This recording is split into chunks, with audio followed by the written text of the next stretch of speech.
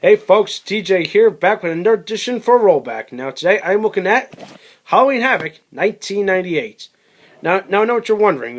What's so interesting about this event? Now let me give you a little history lesson. Okay, WCW, height of its popularity. Things are going well. Yeah, WCW, clashing with the NWO, Hogan, Sting, DP, Goldberg, and Goldberg's in the height of his undefeated streak at the time. Oh yeah, and whatnot. All right. But now comes Halloween Havoc 98. This was the one of few events, pay-per-views, that went over the 3-hour limit, actually. Believe it or not, what I was told was, literally 2 seconds into the main event, between Goldberg and DDP, they pulled the plug.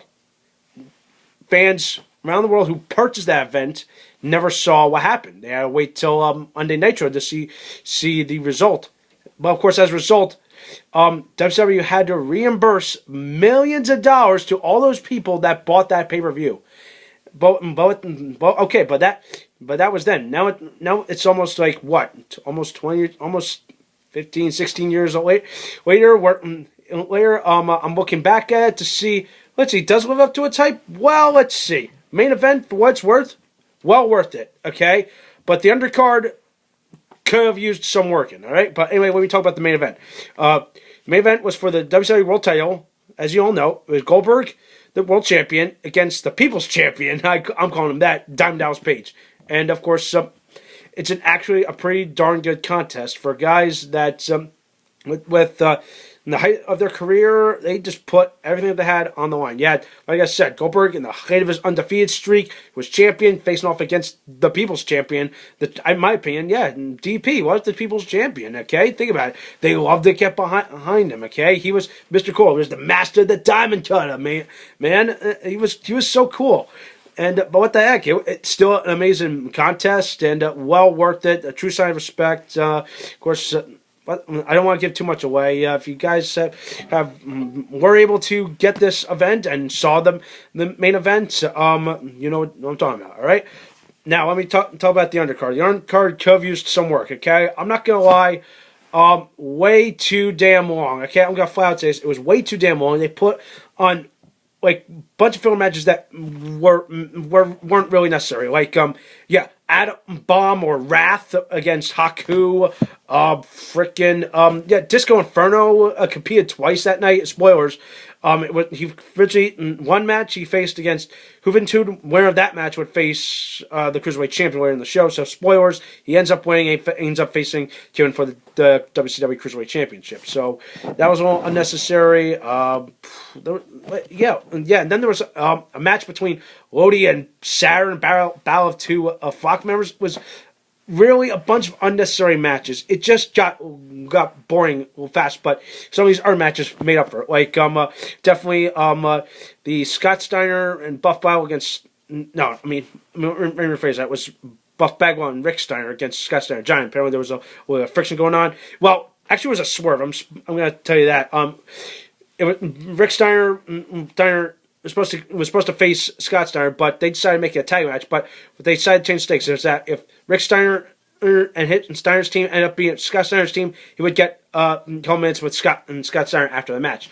And sure enough, something happened. Somehow he defied all the odds, ends up fighting Scott Steiner, and then of course we have brother versus brother feud. Kind of see it. I don't know. It's a mixed bag. It's pretty much brothers that know each other real well, and I'm just gonna flat out say this. In my opinion, I kind of hated this storyline. It was ridiculous to have the brothers feud against each other because they were good as a tag team, but individually, in my opinion, terrible. Okay, well, let's see. I don't want to say much else. I don't want to get heat. All right.